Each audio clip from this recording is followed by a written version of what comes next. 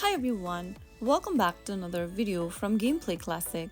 In this episode, we will be learning how to log out of Ludo King on your mobile device, whether you are using an Android or iOS. To log out of Ludo King, first of all, launch open the Ludo King application on your device and make sure that you're in the home page. From the home page, go ahead and tap on your profile picture or your avatar at the top left corner. This will bring up the statistics page, where you need to go and find the logout button. If you're logged in via Facebook or Apple ID, look for a specific logout option and then tap on the logout button.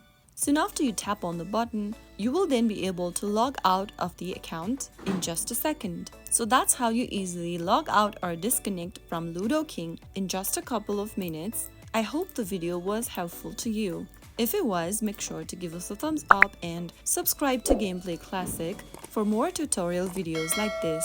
I will see you again in the next video. Thank you for watching.